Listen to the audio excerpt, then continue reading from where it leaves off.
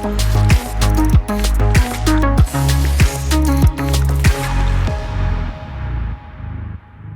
to Block Time, produced by Riot Platforms, where we take a deep dive into Bitcoin, Bitcoin mining, and electricity grids. Today, we're taking a close look at an article that was published by The Economist. They decided to take an interest in Bitcoin mining here in Texas, so we're going to see how they did. They got some things right, they got a lot wrong, so we're going to take a deep dive and unpack it. So the headline that was published this week, here we're in the last week of August, was United States Bitcoin. All right, so they misspelled Bitcoin there to kind of conjure up negative connotation of con artists, I guess. Bitcoin question mark. Why Texas Republicans are souring on crypto, playing the state's energy market has become more profitable than mining Bitcoin is the subtitle. So first, I would object to the use of crypto here as well. There's really, Bitcoin is the only material asset being digitally mined here in Texas. So I think that they should have also just added mining in there as well, because there is a difference between crypto and Bitcoin mining. A lot of cryptos like Ethereum are actually proof of stake, so this whole topic is somewhat irrelevant to them. In any case, onto the subtitle of saying that playing the energy market has become more profitable than mining Bitcoin. So we're going to look at if that's the case or not. So first of all, at a high level, what they're talking about here is essentially Bitcoin miners selling electricity when electricity prices are high, instead of mining Bitcoin when electricity prices are low. So in order for that to generally be more profitable, to be selling electricity, it would have to be the case that electricity prices are generally higher than the revenue from mining Bitcoin. When we look at so I've got a chart here from January 2023 up to April 2024. And over those months, it's looking at how often were electricity prices high versus how often were they low. And what we see is that generally electricity prices here in Texas are low. And in purple, in fact, at the bottom here, we have times when they were negative. So most of the time, in fact, 99% of the time, it is more profitable to mine Bitcoin than the 1% of the time where electricity prices are elevated. And you see here that what stands out really is 1 month, August. And that is the month that The Economist decided to cherry pick, as we'll see later, to talk about the relative profitability of electricity selling to the grid versus mining Bitcoin. But in those shoulder months, as they're called, outside of the peak, it's the majority of the time, electricity prices are between $0 and $20 a megawatt, which is just very low pricing. And let's talk about where those peak times come from. Those peak times come from when the power output of solar panels is dropping precipitously as the sun comes down, sun sets in the evening here in Texas. And you can see here in orange, the solar power output goes down. And the wind is relatively low on this particular day. I took May 8th because we saw high prices on May 8th. So I wanted to make a case study here. So when wind was low, it was ticking upwards, but not quickly enough. And natural gas was basically maxed out at 40 gigawatts. And so when you're in a situation like that here on the Texas grid, electricity prices skyrocket. You see power storage in the dark red at the bottom. Power storage also did its best, but nevertheless, there was price volatility. So you can see that outside of this sunset time in the evening, electricity prices were very low on May 8th. And so it really has to do with the fact that Texas has a tremendous amount of intermittent renewable generation that comes and goes depending on the weather, and that introduces quite a lot of volatility in electricity prices under particular scenarios of high temperature combined with low wind and the sun is setting. Another interesting case study is on April 8th, there was a full solar eclipse here in Texas. And so you saw in the middle of the day, the sun set essentially. And so solar output went down, electricity prices went up. And this chart here from ERCOT shows that as electricity prices went up, you had Bitcoin miners turning off, and then they came back online after the eclipse passed. So again, illustrating that we're really talking about a very small percentage of the time of particular scenarios where there's not enough generation to keep electricity prices low. And so to offset that, you have loads like Bitcoin mining curtailing. The next piece of data that I want to show you is from Texas A&M. So they took a look at the correlations between total system net load, which is essentially how much electricity are people consuming, net of solar and wind, so that you remove the intermittent generation from the equation because it's outside of anyone's control.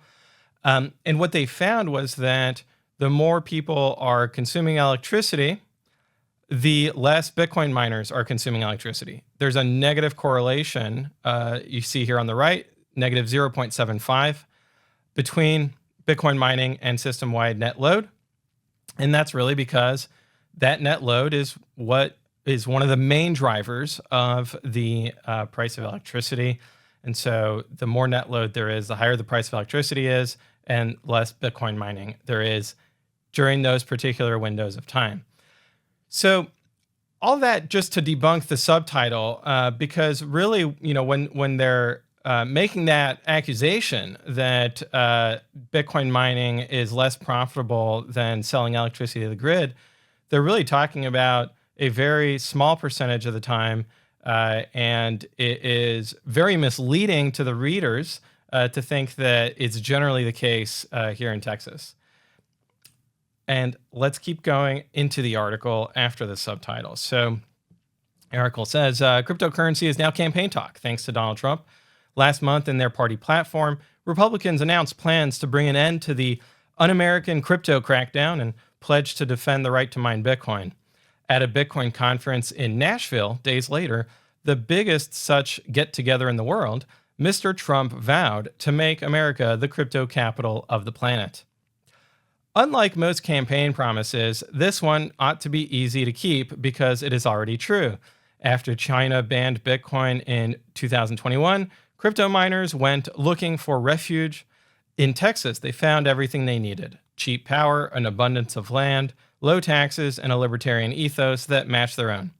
3 years on, America is home to more Bitcoin mining than anywhere else, and Texas has more than most other states combined. But soon, the Lone Star State could drive them out.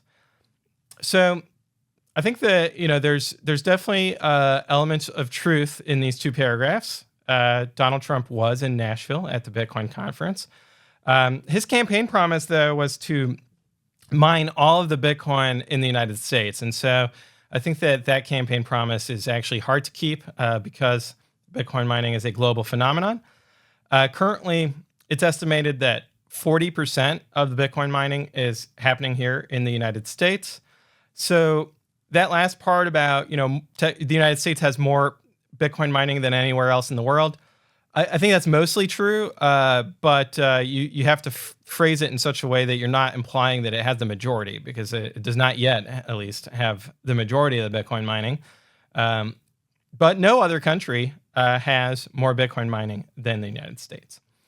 And then when we zoom into Texas, Texas has approximately 15% of the total global Bitcoin mining. And so the total global Bitcoin mining is north of 20 gigawatts of capacity, and Texas is around 3 gigawatts of that. So I'll chalk that up to being true or mostly true as well. And then the factors that have led to this, we could talk about the low price of electricity. There's also the fact that the electricity market here in Texas, the regulations around it are very well designed to be market oriented, to be technology neutral, and to be what's called energy only, where they're really focused on making sure that generators are getting paid only if they are actually delivering electricity, and that there's a free market for power generation. So in other jurisdictions, what you'll see is that you might have a vertically integrated monopoly that is regulated to such that they earn a fixed rate of return based on their power generation. And that's not the case here in Texas. So ERCOT, the grid operator, is a nonprofit that is really just there to match supply and demand on the grid. They are not the supply. The supply is coming from privately owned, publicly traded, many of them. Some of them are cooperatives, power generators who are operating the power plants and plugging into the grid. But ERCOT's really just focused on providing the marketplace where you have the order book, essentially, that is going to clear between supply and demand, and then also the bulk transmission system that is connecting all of the supply of power generation to the demand, which is the transmission system. Sorry, the distribution system. The distribution system that is the last mile between transmission and your home or a commercial business, a mall, etc. So that provides some background on there. So let's keep going. An hour's drive north of Austin, Riot Platforms has converted the site of an abandoned aluminum. Well, so they're British, so they spell it aluminium, right? A smelting plant into the world's biggest Bitcoin mine. 7 steel buildings house 100,000 quote unquote miners. I think they put the quotes there because these are not people, all right? These are computers, servers the size of a toaster. I don't know. Maybe they have large toasters in England, but these are a little bit larger than toasters. But let's say ballpark. That compete in a mathematical race to guess codes that award their owners Bitcoin. This is probably one of the least worst simplifications of Bitcoin mining that I've read. So kudos to the author. I think that's basically correct. Row upon row of miners are submerged in tanks of non-conductive oil to cool them. This is the dielectric fluid in Riot's state-of-the-art immersion systems that we have in half of the buildings in Rockdale. Dead crickets float on the surface, caught between tentacles of wires that feed energy to the machines. So the dead crickets, they are definitely there. It's an issue here in Texas that we have lots of crickets, and they find their ways into these buildings. And for whatever reason, they're attracted to the warmth of the immersion tanks. So we actually have filters that catch these crickets to then be able to clean them up. So this being the economists, they're very much in the camp of eating the bugs. So they're probably viewing this as problematic because they want crickets to be in our food, and here we have crickets, being consumed by the Bitcoin mining facility. You'll see though that I'll come back to this in a minute because we've got a solution for that. Now, the inaccuracy here is that Riot Platforms has not converted this site of an abandoned aluminum smelting plant. In fact, Riot's facility in Rockdale is on a greenfield site. So a long time ago, at the time it was Windstone, an entity that Riot acquired. Windstone acquired leased an empty piece of land adjacent to the former Alcoa plant. And so they cleared this piece of land and built the mining facility there across the street from the Sandow switch. So here you've got a picture showing the Riot Platforms facility in the background that is not in the aluminum plant. And then in the foreground, you do have the aluminum plant. And so this is actually where BitDeer operates their Bitcoin mining facility.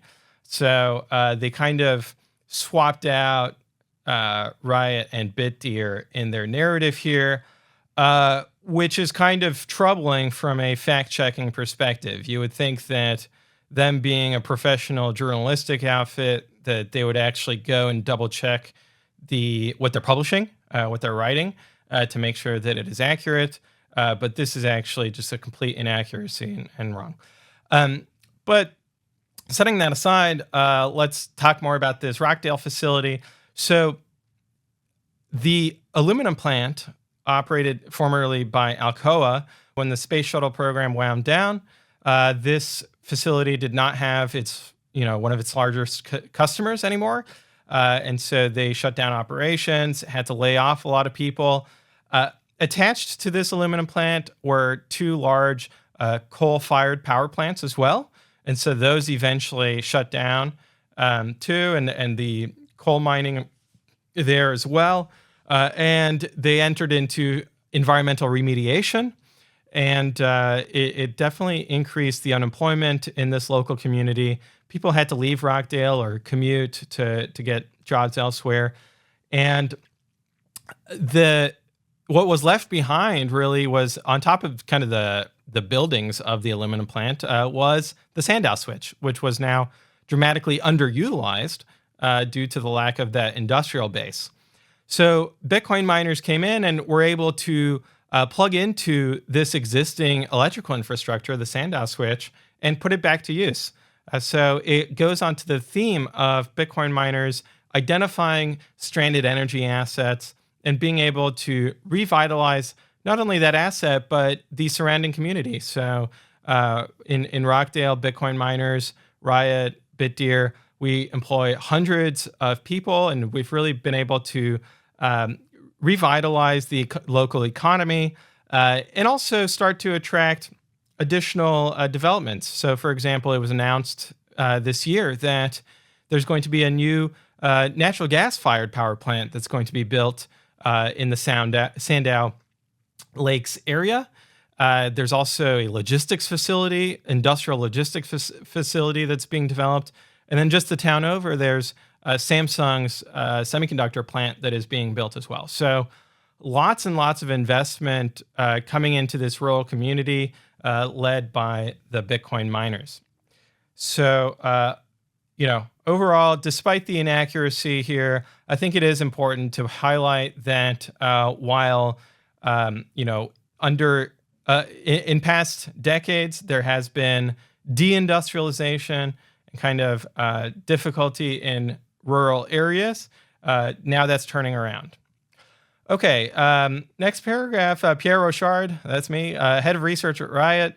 So here they kind of gave me a little bit of a promotion, right? I'm actually the vice president of research, but that's okay. I'll take it. Says it costs roughly $30,000 of electricity to mine one Bitcoin, and last year Riot mined nearly 7,000, implying an annual cost of some 200 million. So here the implication is actually misleading because the cost cited here of $30,000 of electricity, that's really post-halving, whereas the Bitcoin mined last year were pre-halving. So their implied annual cost is kind of off here. But anyway, I don't expect them to get everything right. And Riot is just getting going. The company is building a second plant. I don't know if plant is the correct word. I mean, it's a facility. It's a data center. It's not a power plant. But in any case, in Corsicana, south of Dallas, that will be double the size. So the Rockdale facility has a nameplate capacity of 700 megawatts. Corsicana has a nameplate capacity of 1 gigawatt. And so here's some images from Corsicana. and where we're currently at. So we've completed A1 and A2, completing B1, getting going on B2. So all in, this is each building that is A1, A2, B1, B2. Each building is 100 megawatts. So by the end of the year, we're expecting to have 400 megawatts operational in Corsicana. Here are some pictures inside of the, this might be A1 or A2, where we've got our immersion tanks. And you'll note that these immersion tanks, one of the changes we made coming from Rockdale and learning about the crickets is that we added some covers to the immersion tanks. And so there's plastic covers, shields that slide back and forth so that we can keep the crickets out of the immersion oil. And I don't know, maybe the economists will want to come harvest the crickets and make themselves some bug meal. But in any case, that problem has been addressed, and we're all about making continuous improvement here at Riot. Okay, the ambitious plan belies a new growing pain for the industry. This summer, Texas's lawmakers, some of the most conservative in the nation, started to show signs of turning against crypto. At a committee hearing in June, the Electric Reliability Council of Texas, ERCOT, the grid operator, warned that demand for energy could nearly double before 2030. An influx of people moving to Texas, harsher winter storms, and hotter summers are already straining the grid and causing blackouts in cities, as Hurricane Beryl did in Houston last month. But an onslaught of new data centers, including ones for Bitcoin mining and artificial intelligence, are expected to account for half the surge. So there's a lot to unpack in here because they kind of mixed up a lot of different things. So first of all, hotter summers, it's not a rule that each summer is hotter. In fact, 2024's summer was far less hot than 2023. So, we do expect weather to change. So depending on the season, depending on the year, you have some years that are hotter, some years that are cooler. So it's also not the case that the winter storms are getting harsher. The harshest winter storm in recent memory is in 2021 with Uri. So that was 3 years ago. So I don't think that that's really that's really relevant to the question of 2030. The influx of people moving to Texas, that is definitely increasing demand at the retail level. But that's also not what was being discussed in the committee hearing because population growth, that's been, that's just a steady incremental growth. What was really being discussed in the committee hearing was the electrification of oil and gas in West Texas. So you have lots of oil and gas drilling operations that want to move away from using on-site diesel generation, and instead they want to plug into the grid because it's actually less expensive to consume electricity from the grid than it is to run diesel generators. And so that is kind of the main thrust of what's going on in West Texas. And as was also included in that, Bitcoin mining, AI, data centers for half the surge. So that we'll get to that part. But first, I want to address what's causing the blackouts in cities. It's really not the increase in demand. What's causing it is physical damage to infrastructure from high winds. And so when they say that demand is straining the grid, that's pretty misleading. It's tornadoes, hurricanes, knocking down transmission and distribution, and cutting off supply from getting to demand.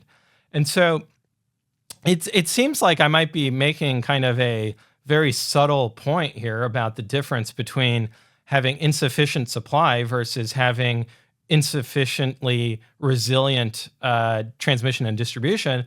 But it's a critical point to make when we're talking about policy, because if we start saying that, if we give the misleading impression that, oh, let's cut down on the amount of Bitcoin mining happening in Texas in order to improve the reliability of electricity going to consumers' homes, they're going to be really disappointed when the power line gets knocked down by a tree branch. And they're like, well, we got rid of the Bitcoin mining, so why did this happen? Because they're two completely unrelated things. So if you try to create a hodgepodge and conflate different sources of resiliency needs, then you're just going to have bad policy and everyone's going to be disappointed. Scapegoating Bitcoin mining is not an effective way of improving the reliability of the grid. Now, further, if we zoom in on these demand estimates that were put forth by ERCOT, so I think we also have to put some nuance here as well. ERCOT is not actually making these projections. What they're doing is they're going to, and they have to do this by statute and pragmatically, they go to third parties. So in this case, it was S&P Global. Now S&P has a mixed track record, right? They've famously, they were providing credit ratings for mortgage-backed securities that were completely wrong. So I think that we have to take even the supposed experts of S&P Global, we got to take that with a grain of salt. And then ERCOT has to add on top of that what's called the interconnect queue, which is a list of projects that have indicated some kind of interest of connecting to the grid. And they've indicated this interest to the TDSPs, the transmission and distribution service providers. And so ERCOT is just adding these two numbers up and then looking at the total and saying, okay, well, it's 150 gigawatts will be total demand in less than 6 years in 2030. And that's the forecast. Now, Inveris is a consultant that actually, they look at the list of projects that say, hey, we might be interested in connecting to the grid here. And they kind of pressure test these to see, okay, which of these are actually going to end up getting built?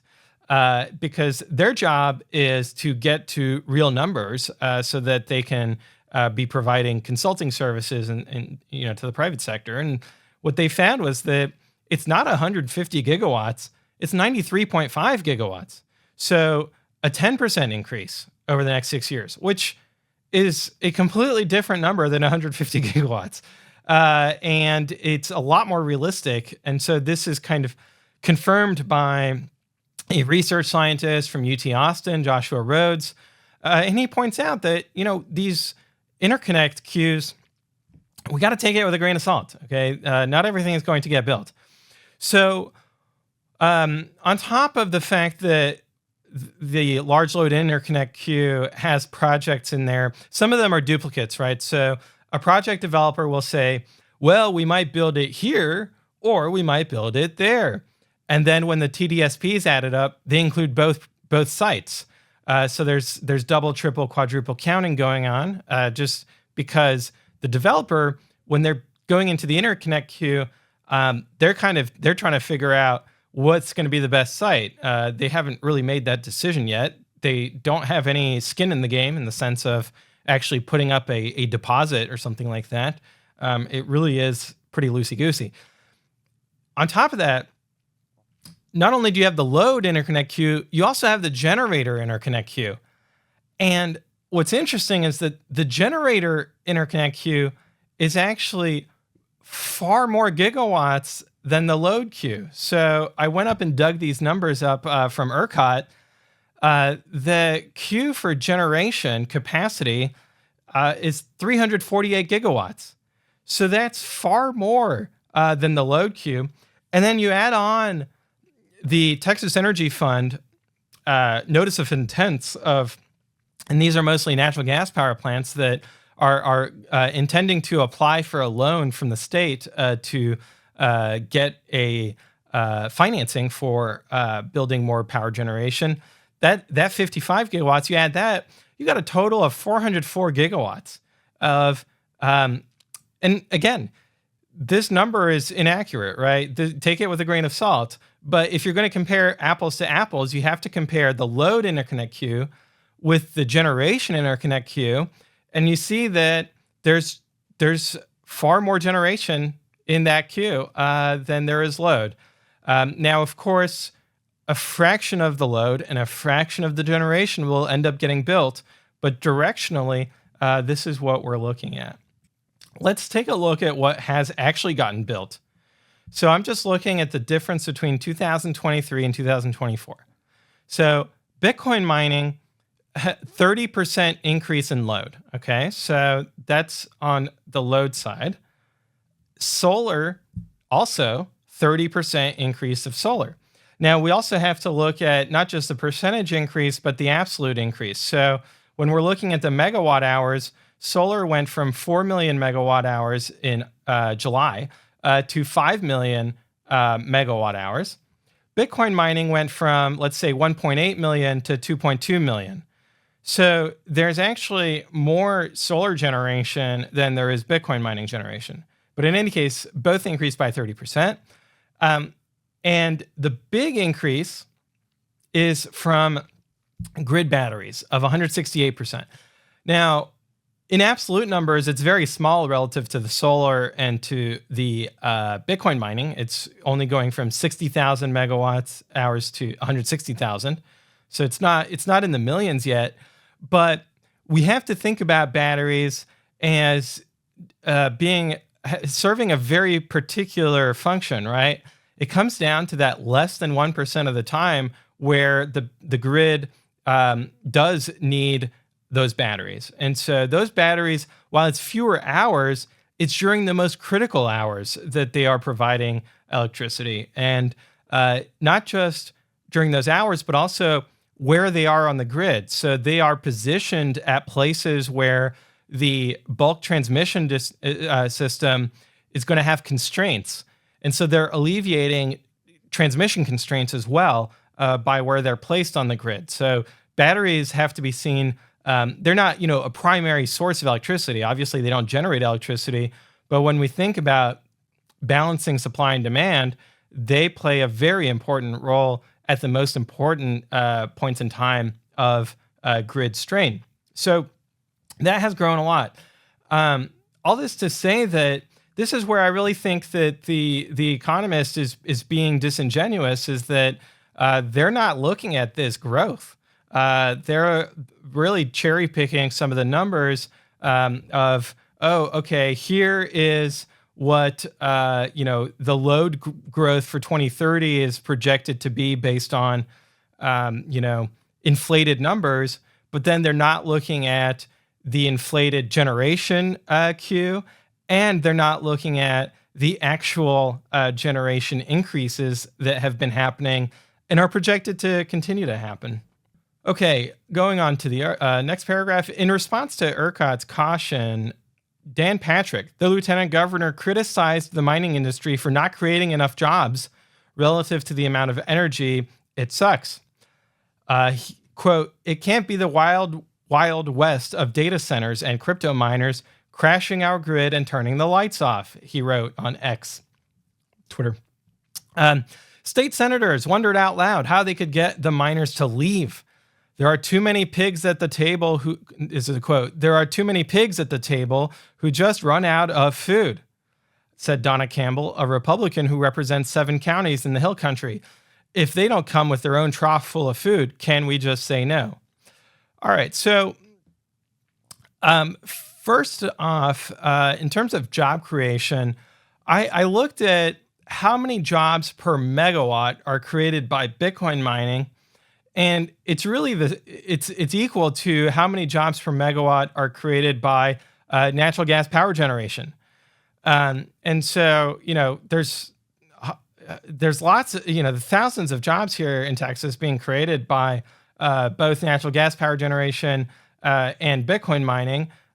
So the accusation is also kind of it gets to the the the fundamental nature of energy in human civilization, which is that energy is meant to make humans more productive, right? So before we had electricity, let's say we were all plowing the fields, right? So you had lots of jobs for humans plowing fields. And then once you get a combine harvester, it's consuming lots of electricity for fewer jobs, right? But its output is increased and it frees up people to go do other things. So the history of human civilization is creating more electricity, more energy per person to increase productivity, to increase our standard of living and wealth. And so it kind of is a decelerationist Luddite view to say that we need to create more jobs and less energy. It's really backwards. But anyway, I think that the other piece of this is that the jobs are not just about the jobs in the Bitcoin mining industry. There's also the jobs in the whole supply chain, right? That for example, Riot is buying Bitcoin mining rigs that are manufactured here in the United States by MicroBT. So it's creating manufacturing jobs. Texas is buying electricity from the Texas grid, from private, publicly traded power generators here in Texas. That's creating jobs there as well. And of course, you've got all of the EPC, the engineering, procurement, and construction. All the construction jobs being created by building here in Texas. All of the contractors, all the suppliers that were procuring, just so much plumbing from lots and lots of wires, lots and lots of electricity manufacturing as well from our subsidiary ESS Metron, switch gears. So not only is there all of the construction jobs that are created to build the mining facility, but then there's all the jobs that are involved in operating the facility and making sure that the crickets stay out, right?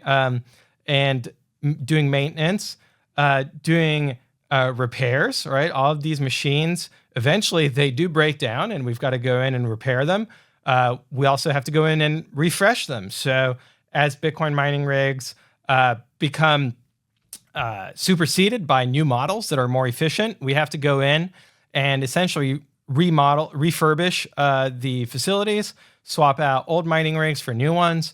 All of these activities, those are jobs, right? And so for the government to have a view that, oh, these jobs don't, this is not enough jobs, so we got to get rid of these jobs by banning Bitcoin mining or slowing down Bitcoin mining, that doesn't make a whole lot of sense. On top of that, we're talking about jobs in rural areas. And so in a rural community, 100 jobs means a lot. It might not mean a lot in downtown Houston or downtown Dallas, but in Rockdale, yeah, it means a lot. It means that, every family either has somebody who's employed directly or indirectly in Bitcoin mining, or they're friends with somebody who is. And so in these small communities, these jobs mean a lot. And then on top of that, you have all of the tax revenue, right? So Bitcoin miners in these counties are the top taxpayers. They pay taxes to the county. They pay taxes to the school districts. So now you're talking about teachers' jobs, right? And providing excellent education for these students. So, the jobs and tax revenue are significant and material for these communities. On top of that, Texas, it's not like there's some kind of scarcity of energy where, okay, we've got to prioritize the highest job creation energy consumers, because the grid is built for those peak times. And so outside of those peak times, you have all of this excess capacity. It just makes a lot of sense to create as many jobs as you can with whether it's Bitcoin mining, AI data centers, or I don't know what the most energy intensive, or the least energy intensive per job industry is, but I imagine maybe it's golf courses, right? You've got all these people working at the golf course, but it doesn't consume a lot of electricity. So maybe we should just have golf courses in Texas. I don't know. Okay, so moving on. Dan Patrick said it can't be the wild, wild west of data centers and crypto miners crashing our grid and turning the lights off. So I completely agree with the lieutenant governor on this. And I agree both on the level as a Texas resident who, I've got my family, my kids, we want to keep the lights on at our home. And so we're aligned on that. And then also, as Riot's business model depends on a reliable grid. If the grid crashes and the lights are off, Riot makes zero revenue, right? We are going out of business if the grid is not reliable. So I think we're fully aligned on that. And then it's a matter of how do we make sure that that does not happen? And this is where we can talk about constructive policy improvements. So, for example, further integrating Bitcoin miners with ERCOT so that there's a direct line of communication. That was a bill passed in the last session, SB 1929. The Public Utility Commission of Texas has actually just come out with their proposed form for registering Bitcoin miners so that there is that direct line of communication. That is very important. We could go further into controllable load resource and making sure that ERCOT is able to directly control Bitcoin miners to make sof that during those peak times, the Bitcoin miners are indeed following the incentives and curtailing. But all of these policy improvements, they're not about getting miners to leave. They're about how do we further integrate Bitcoin miners so that they are doing exactly what they are expected to do, which is absorb excess electricity and then curtail during scarcity moments. The next quote from Donna Campbell. So this is journalistic malpractice because it goes further. I mean, this is slander. I mean, it's a false quote because Senator Campbell was not talking about Bitcoin miners. We're going to play the clip here, and you'll see that, in fact, she's talking about AI and data centers that are projected to continue to come. And so it's really not, if it is about Bitcoin miners, it's as a subset of overall load growth.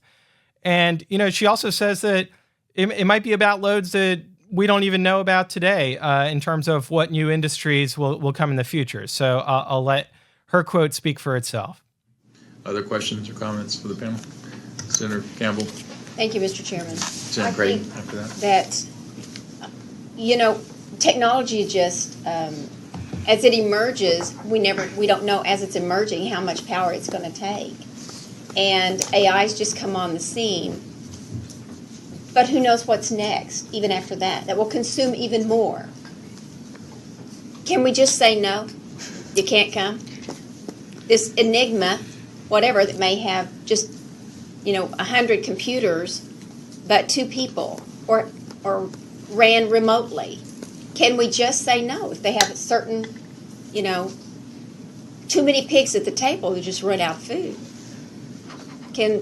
If they don't come with their own trough or full of food, can we just say no? That you cannot hook up because you take too much. You're too big. No. Just something then for us to think about as we have to look at policies outside of specifically how we're going to get more energy. Do we just let anybody come in and they're going to energy that's just going to demand so much energy? I think it's something we need to look at as alternatives. When is what they take in too much? Thank you, Mr. Chairman. Yeah, So as you saw, this quote was not about getting Bitcoin miners to leave. And so it's really disappointing that The Economist misquoted Senator Campbell. Frankly, it's disrespectful. And this is part of why the United States, the founding fathers had a revolution to get rid of the British because they do things like this. And so It's hopefully this article will be retracted due to this false reporting. Okay, on to the next paragraph. Just saying no to crypto would be an ideological swerve for Texas.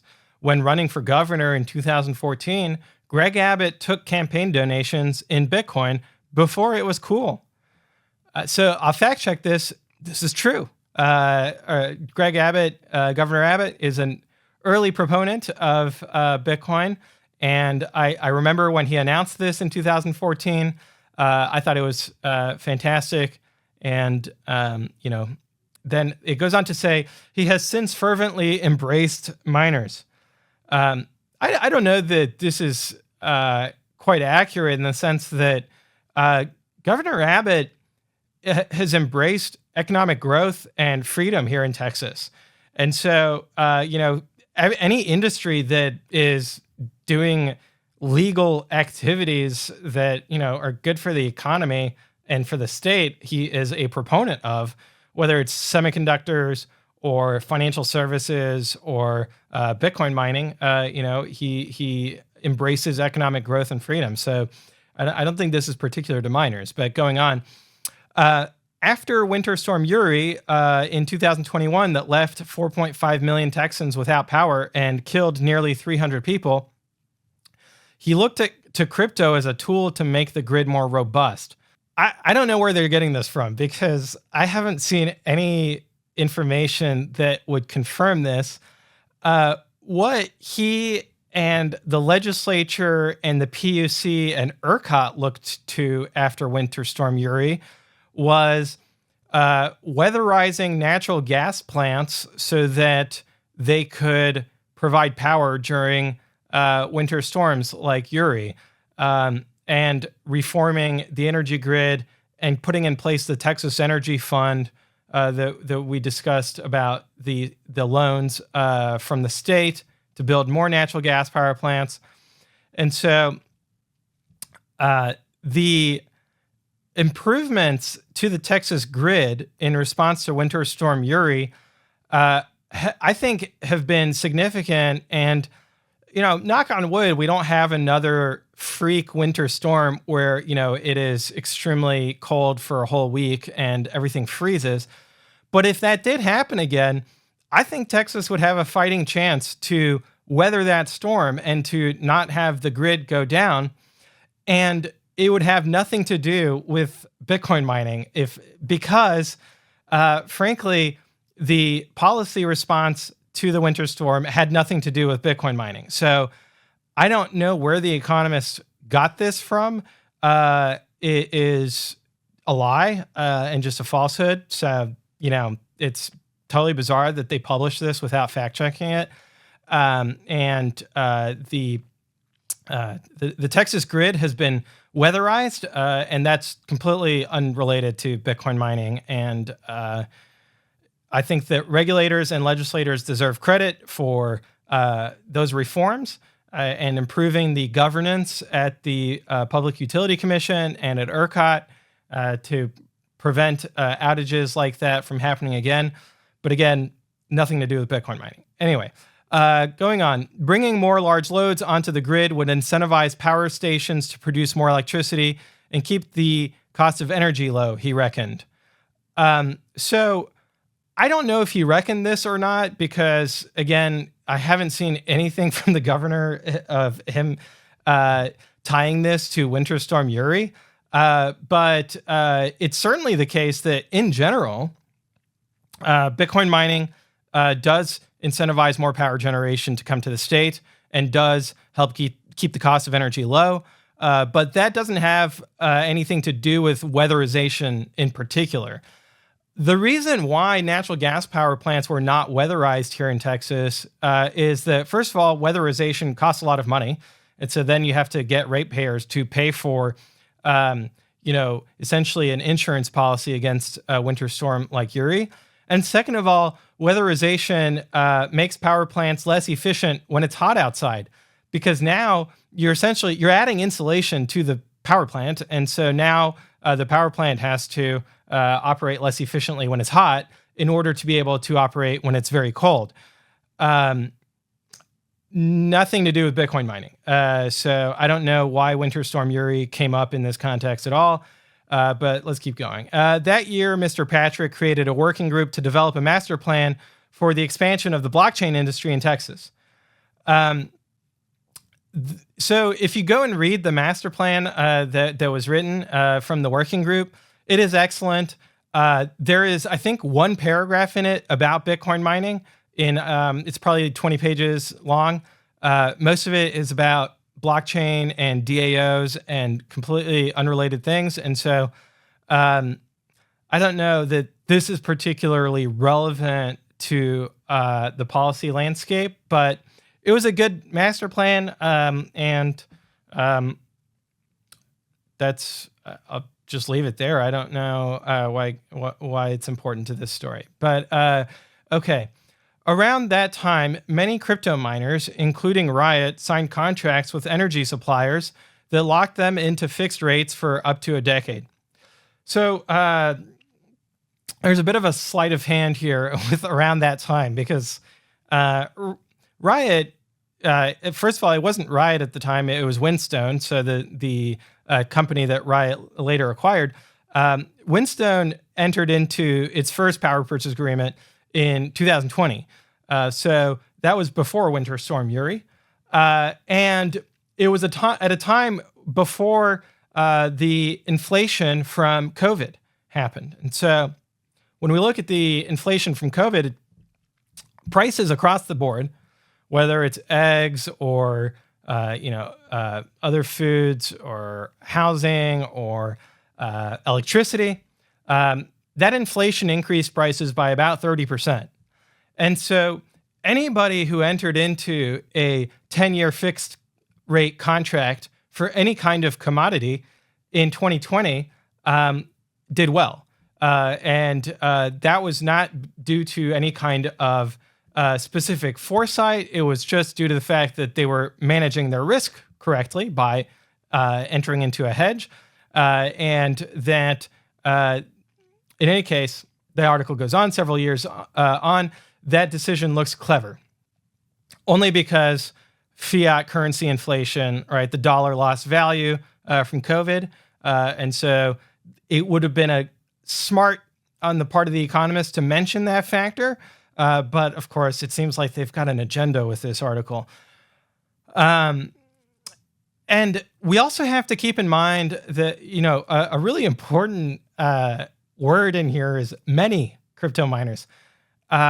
They didn't really quantify this, but not all Bitcoin miners enter into power purchase agreements. And so, in fact, for Riot itself, it's not necessarily the case that our hedge covers all of our electricity consumption. And so, whether it's Riot or other miners, there are megawatts that are not hedged, and that essentially in that scenario, you're buying on the spot market in real time.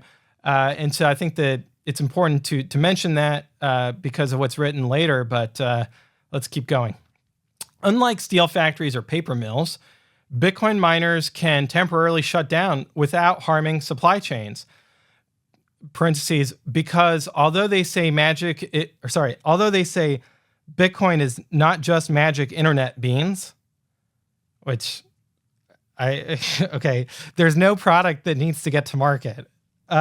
This sentence is a doozy. So first of all, Bitcoin miners can temporarily shut down, but it does harm supply chains in the sense that when you turn off a mining rig, it is no longer generating hash rate. So there is an opportunity cost. And I don't know why they put not just magic internet beans in quotes here, because that is actually true. Bitcoin is not just magic internet beans. Bitcoin mining is hash rate. So there is a product that needs to get to market. And then once that hash rate gets to the mining pool, it is going to eventually get converted into Bitcoin. So then the last sentence in this paragraph, that allows them to take advantage of two emergency schemes. And we'll see that This is also a lie. It's false. These are not emergency schemes at all. But let's first focus in on why can Bitcoin miners temporarily shut down. It's not because it's doesn't harm supply chains. It's actually a much more interesting reason. So let's compare Bitcoin miners to data centers to steel plants. Okay, so this is from Arcane Research. They published a great piece on this topic of why Bitcoin mining load is flexible, why it's interruptible. So the cost of reacting is low for Bitcoin miners. That is that there is a cost, right? So unlike what the Economist falsely reported, the cost is not zero. It's just low relative to other consumers of electricity. So the reaction time is quick, the availability is high, and the granularity is high. In that we can turn off one mining rig at a time out of 100,000. And so it is like a dimmer switch, which is a quote that made it into the article later on. But let's dig even deeper, right? We're taking a deep dive today. So why is it so interruptible? First of all, we have to understand what a hash is. So a cryptographic hash is where you take a piece of data, you run it through a cryptographic function, and then it outputs a fixed length random fingerprint of that piece of data. So if you change the data, you change the fingerprint, and the fingerprint is always of a fixed length.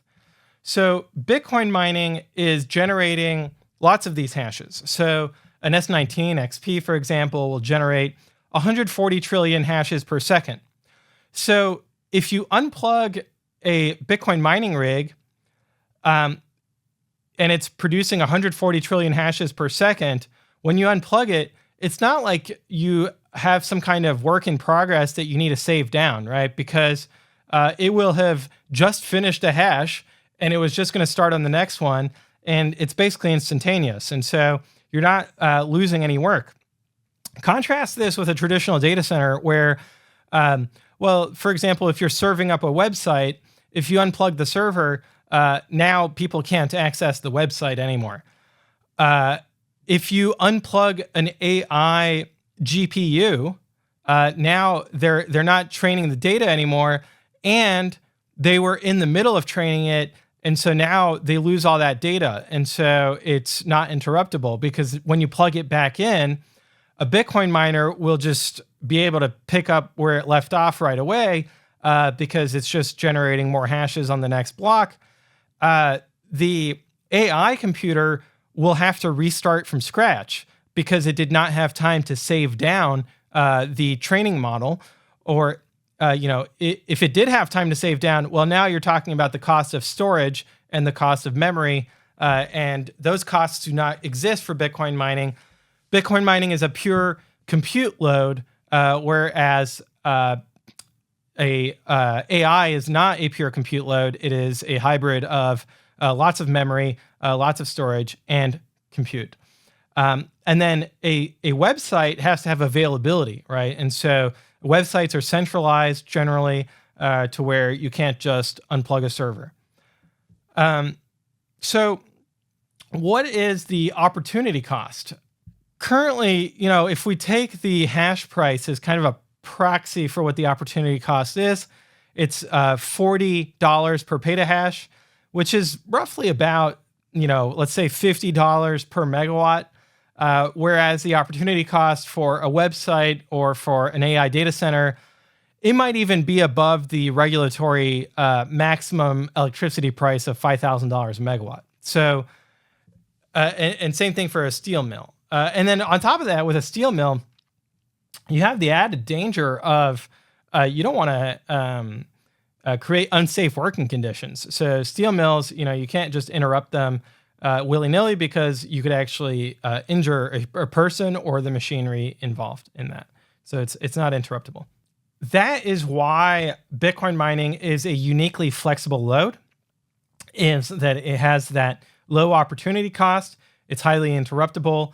And that's not what the Economist reported about magic internet beans not needing to get to the market, which I don't know why they thought that would benefit their readers. So here's a diagram of how Bitcoin miners bring hash rate to market. And so at the bottom right here, you have the mining facility with the ASICs, right? The application-specific integrated circuits that are inside of the mining rigs and that are generating the hashes for the mining pool.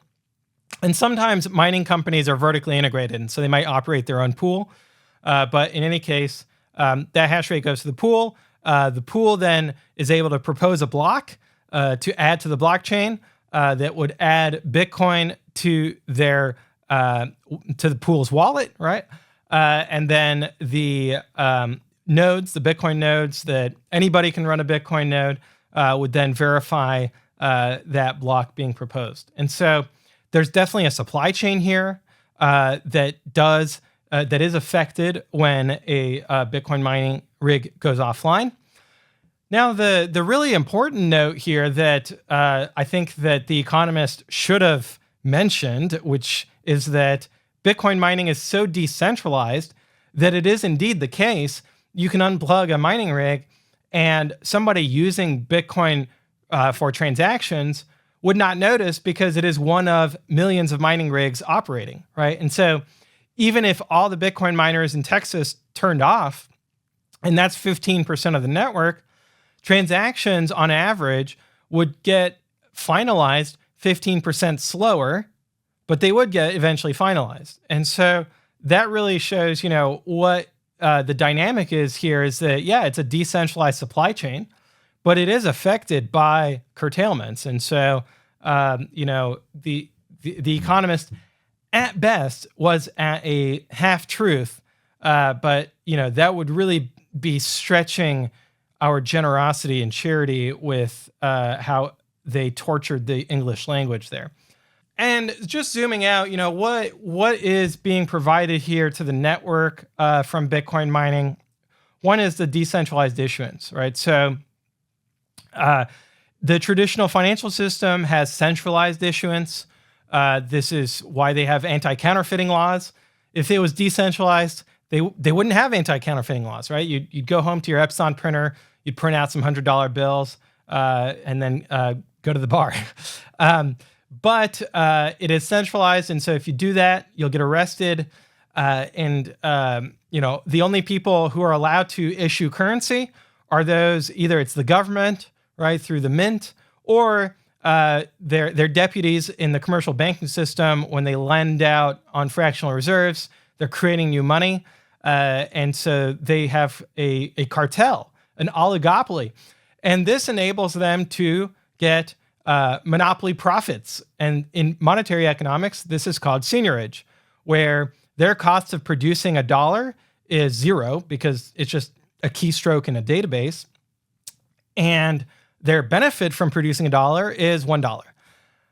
In Bitcoin mining, the electricity cost alone of Bitcoin mining, is 50% of the value of a Bitcoin. But when we look at the all-in cost, the profit margins in Bitcoin mining are no greater than the profit margins in any other commodity industry. They're actually pretty thin.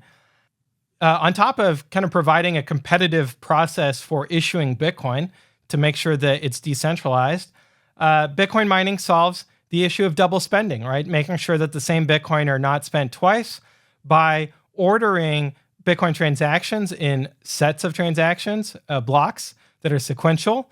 And that is the what Satoshi Nakamoto describes in the white paper.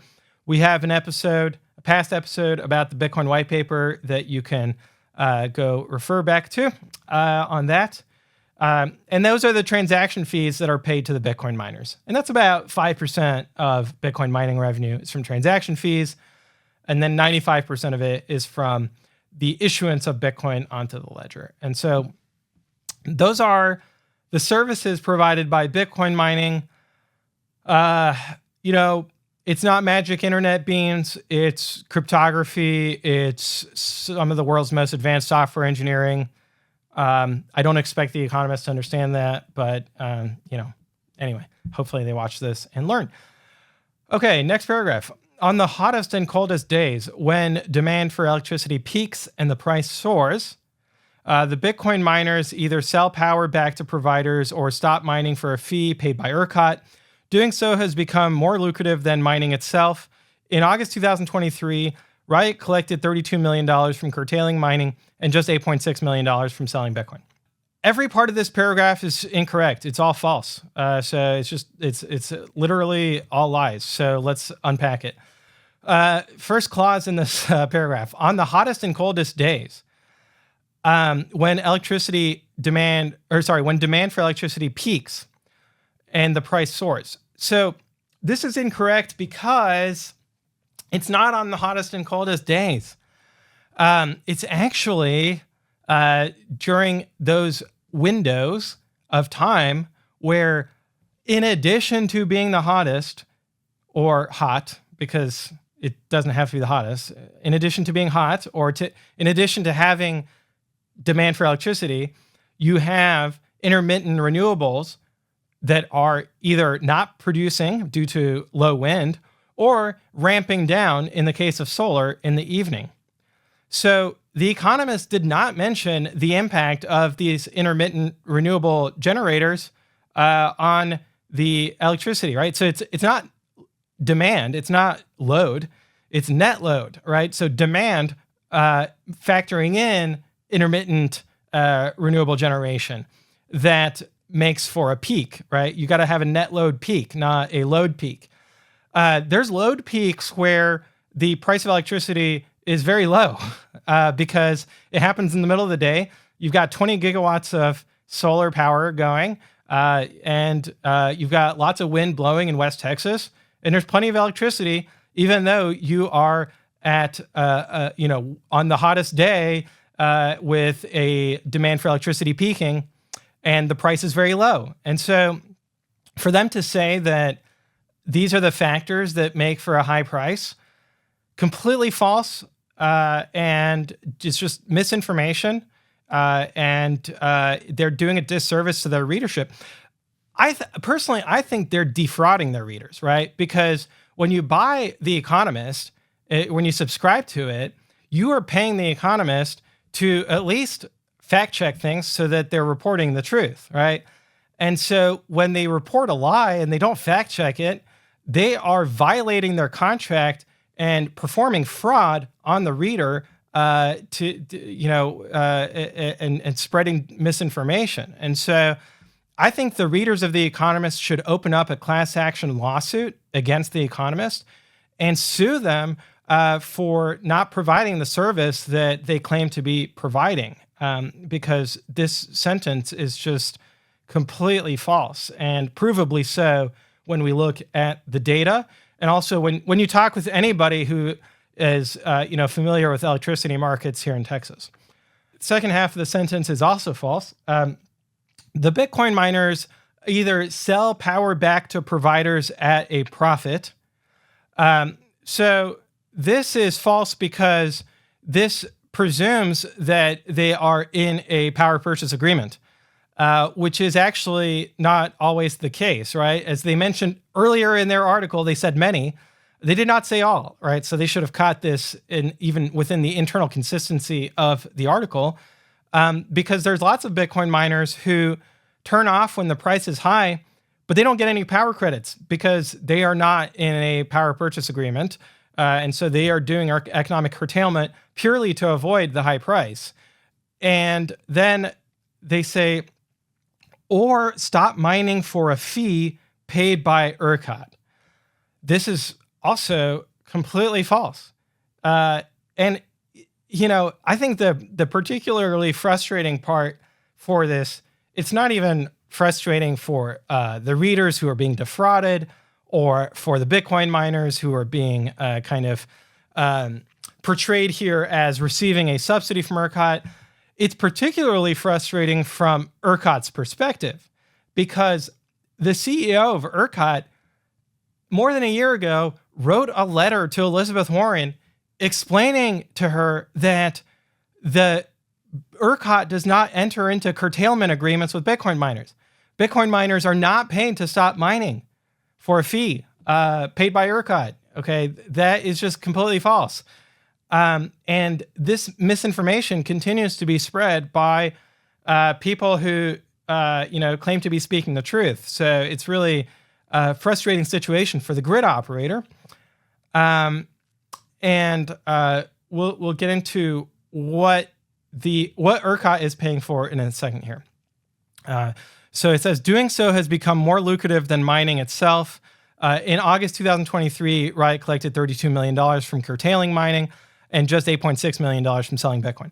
So this is also false because that $32 million is conflating two numbers, which is the ancillary services revenue from ERCOT, which I think was $7 million, and the power credits from the for-profit power generating company, right?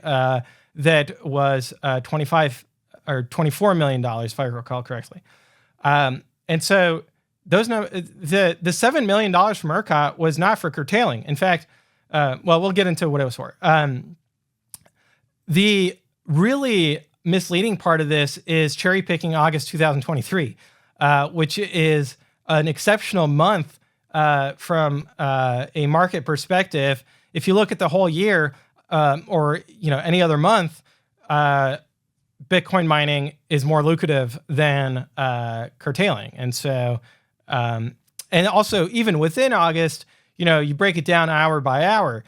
So I think that this is doing a disservice to their audience because they're not really looking at where the high pricing comes from, what the cause of it is, and they're not looking at the overall big picture of Bitcoin miners.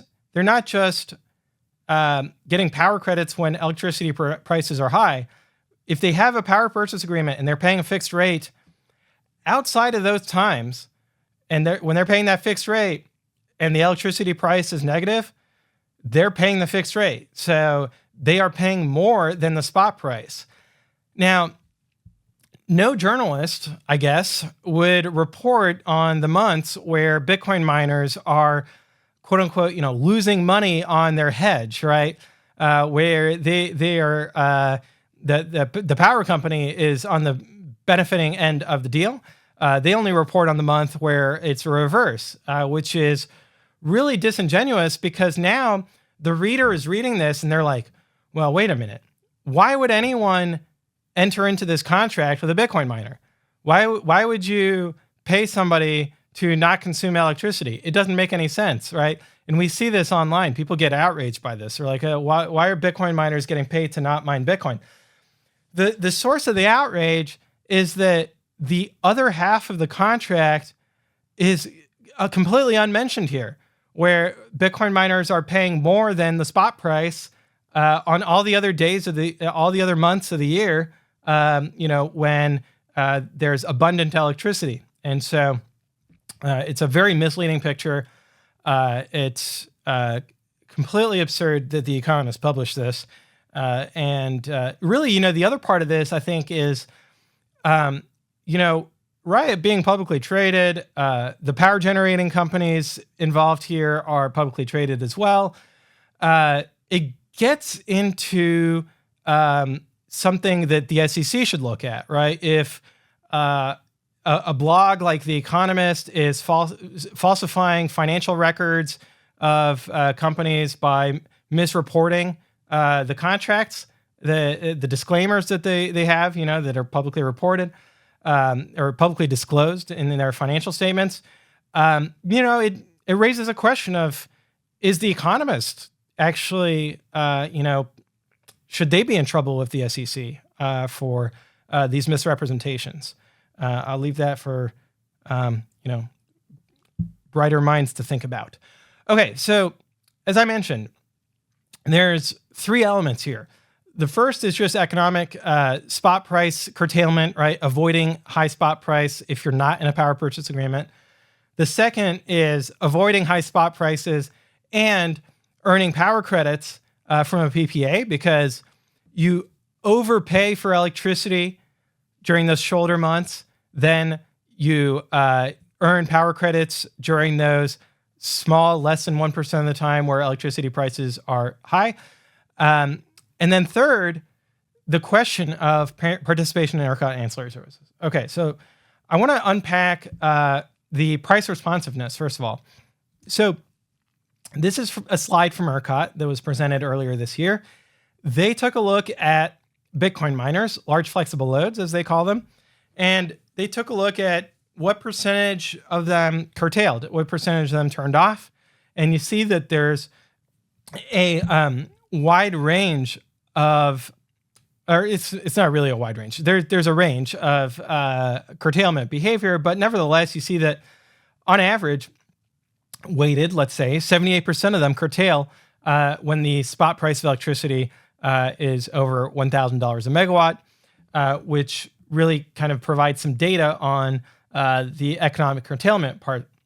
Now, let's talk about ancillary services. So the procurement of ancillary services by a grid operator, and this is not even specific to ERCOT, is that they are trying to get reserves because, and this happens every day. So they look at the day ahead market, they look at what they forecast demand to be. So let's say they forecast demand to be 60 gigawatts during a 1 hour interval, let's say, at 4 p.m., 60 gigawatts.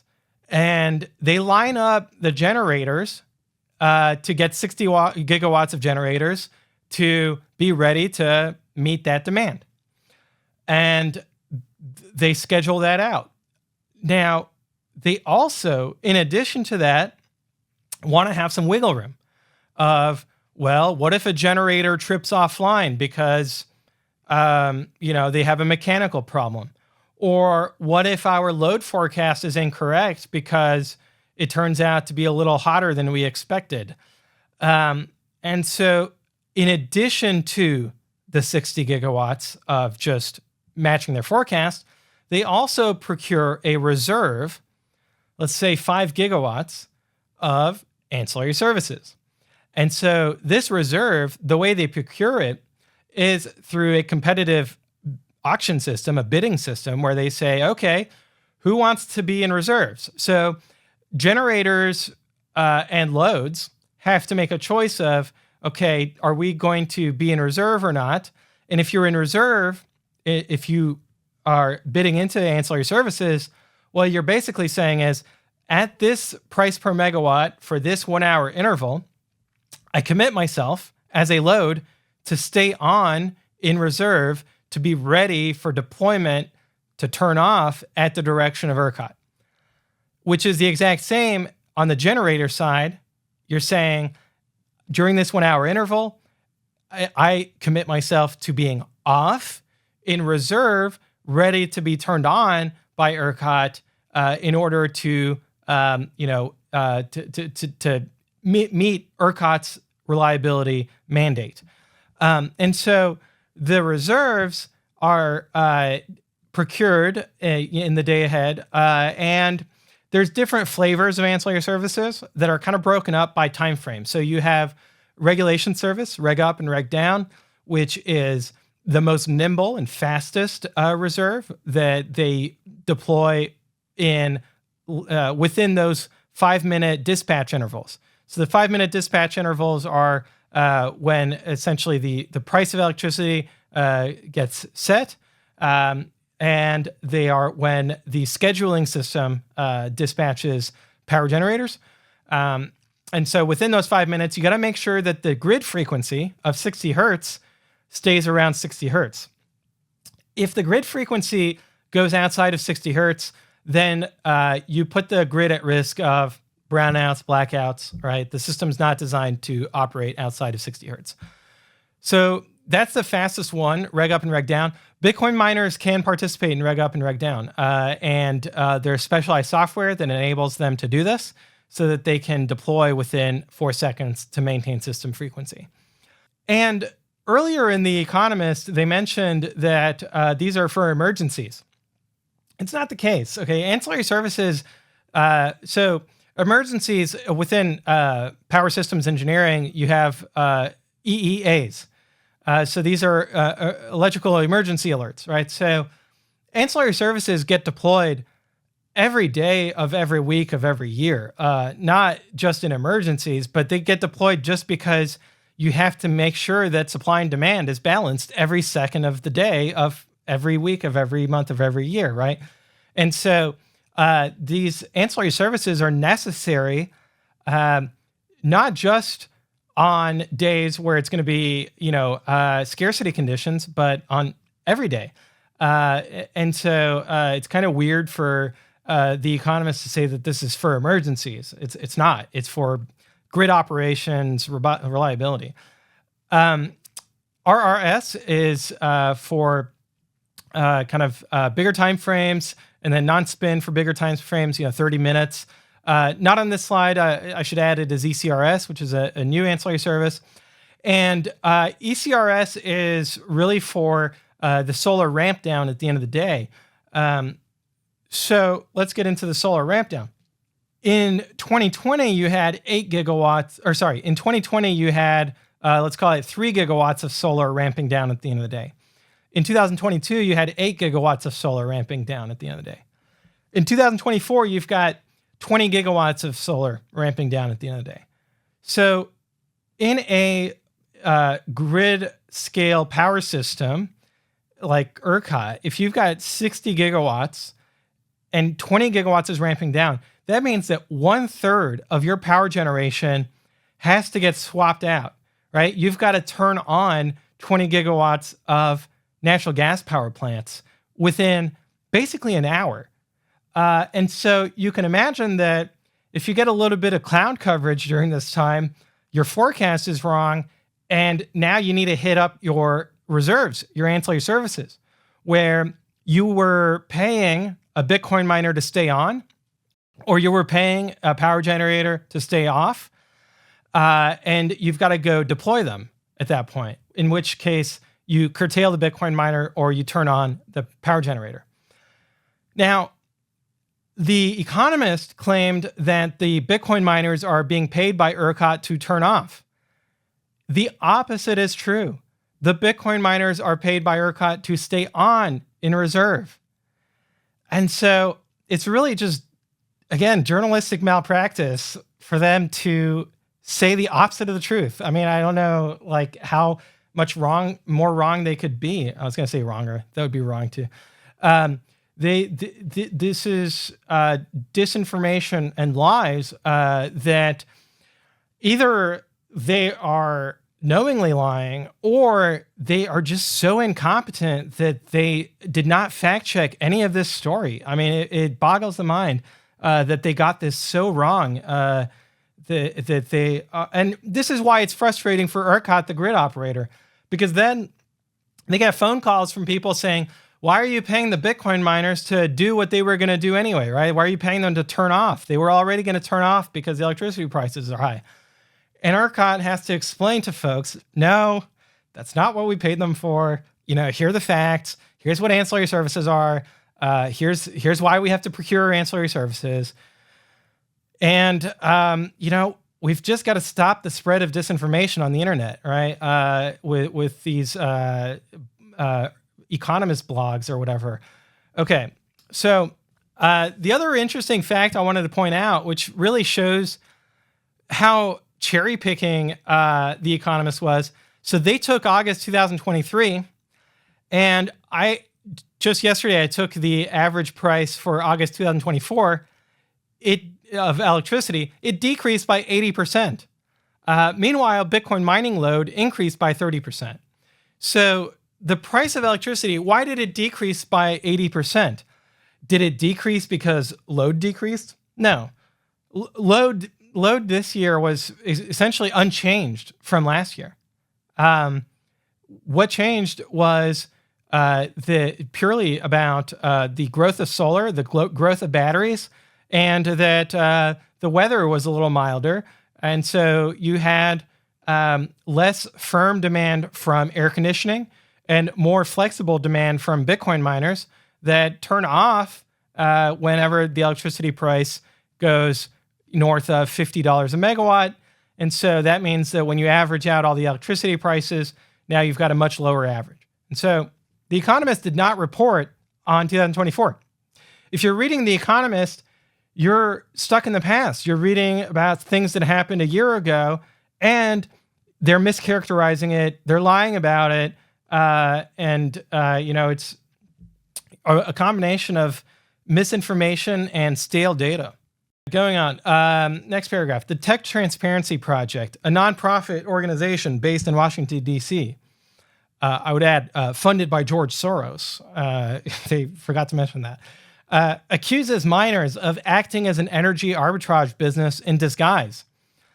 I don't know what the disguise is. I mean, we're hedging our risk, right? Bitcoin mining exists at the intersection of three big volatility risks. One is the price of Bitcoin. We're bullish on Bitcoin, so we don't hedge against the price of Bitcoin. We think, number go up, Bitcoin's awesome, and we're bullish on it. Transaction fees. So there aren't really ways of hedging transaction fees. Bitcoin transaction fees are volatile due to network congestion. That's topic for a past podcast, by the way. We talked about transaction fees, so go back and make sure you listen to all the episodes. And the price of electricity. We as Bitcoin miners don't want to take a directional view on the price of electricity. So that's why we try to hedge it as much as we can.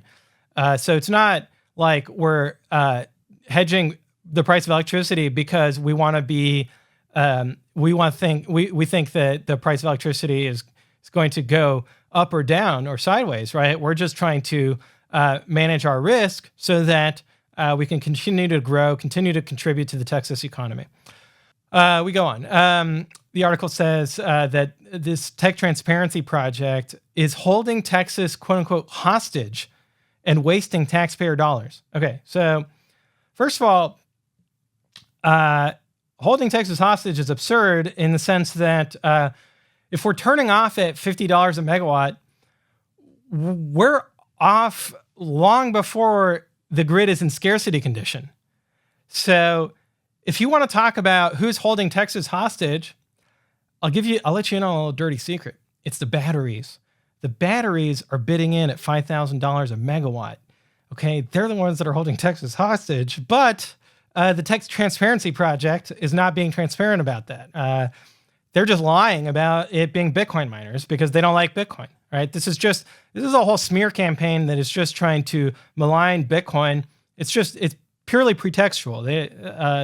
They don't actually understand the facts, or if they do, they lie about them. But there's no.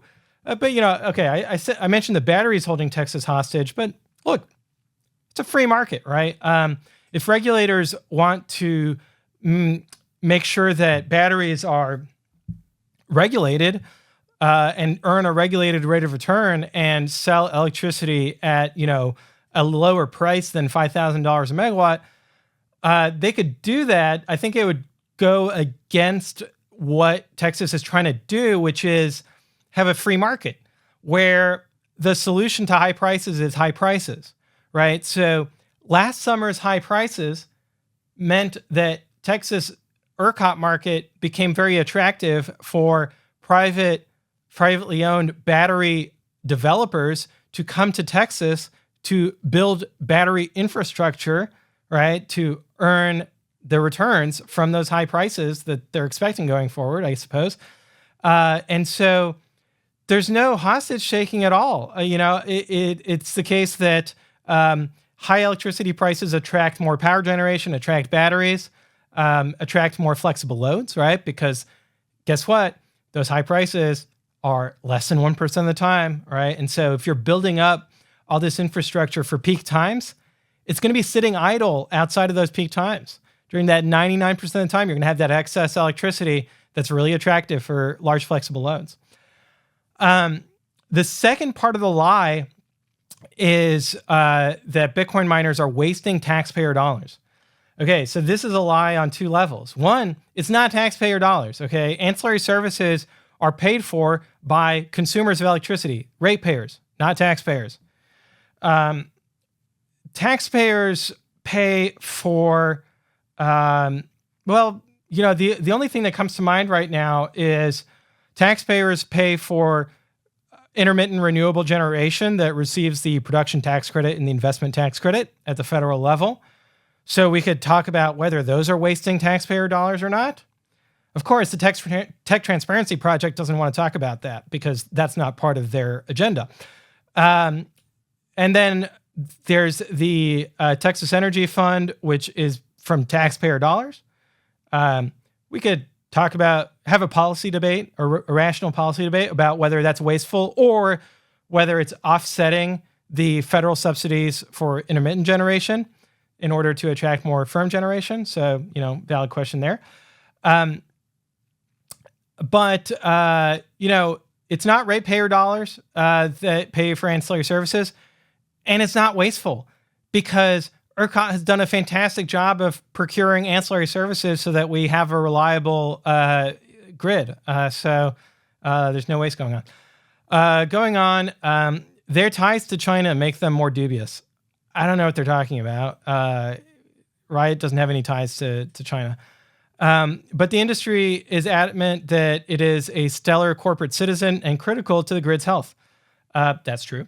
By acting as dimmer switches, mines offer ERCOT flexibility at a price that no one else can match, says Lee Bratcher at the Texas Blockchain Council and Advocacy Group. Excellent quote from Lee there. Completely agree with him. Riot reckons the industry is being unfairly targeted and that replacing mines with batteries would cost the state even more. Also true. Yet a business that benefits financially from the state's crisis and has lobbied against power market reforms. Okay, so there's no energy crisis in Texas. The market is functioning as it's supposed to function. There's no crisis. I don't know why they think that's the case, other than the fabrications that they have in mind. And also, Riot has not lobbied against power market reforms. The only thing we've lobbied against was a bill that would have limited how much competition there is for ancillary services, which is the opposite of a reform. It's a deform, right? It would have introduced a defect into the power market. So that's an absurd accusation. Going on, it may no longer be the governor's first choice to stabilize a grid facing mounting pressure. Okay, Bitcoin mining was never the governor's first choice to stabilize the grid. I don't know where they're getting this from. It's misrepresentation or a lie. These days, assuring anxious Texans that their lights will stay on when the weather gets bad is a top priority, says Brian Korgel, the head of the Energy Institute at the University of Texas at Austin. So I looked up Mr. Brian Korgel. I don't think he has any expertise on this topic. He has expertise on other topics, but I don't know why they quoted him on this. When the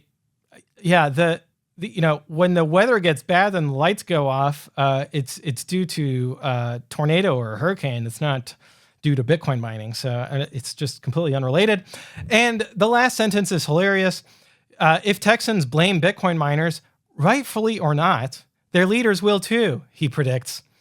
So these jokers write a whole article full of lies and falsehoods to try to get Texans to blame Bitcoin miners falsely. And then they're like, well, if Texans blame them, then the leaders will too. It's like, you're trying to create a self-fulfilling prophecy here, aren't you? So this article is just, the agenda is all right there. They're trying to demonize Bitcoin mining in order to get Texas voters to turn against them. And the last paragraph of the article, last year, a bill to restrict the miners from taking part in the quote-unquote demand response scheme, which again, a demand response here is, I don't know, I've seen this term used for ancillary services. It's incorrect. Demand response is the opposite of ancillary services. Ancillary services is to make demand not respond to price, right? It's to make demand stay on when it would otherwise respond to price. So ancillary services are the opposite of demand response. But going on, passed in the Texas Senate but stalled in the House. Crypto insiders expect lawmakers to bring more such bad bills come January. Meanwhile, Brian Morgenstern, great guy, Riot's head of public policy, says his team is wearing out the leather on our shoes, going office to office to persuade politicians to let them stay. Riot's trying to persuade politicians by presenting facts and the truth so that Texas has good policy for Texans and for Bitcoin miners, right? So he believes that Mr. Trump will bring a sea change if elected. After all, Mr. Abbott is reportedly pining for a cabinet position. There's no reports that that's true. So another falsehood in this article. And Mr. Patrick, the governor's second in command, is a known Trump yes man. It is surely not in their interest to chase out Mr. Trump's new favorite industry. Here, I would just add, it shouldn't be Mr. Trump. It's former President Trump is his real title technically, but maybe the British don't do honorifics. I don't know. Overall, the article was full of incorrect information and falsehoods, but I was glad we were able to do a deep dive on it and clear it up. So thank you for joining us today. If you have any questions, comments, let us know. Leave a 5-star review, share it especially with Texas legislators, regulators, policymakers, friends and family, so that The Economist does not, get away with spreading this false information. So thanks all, and we'll see you in the next episode.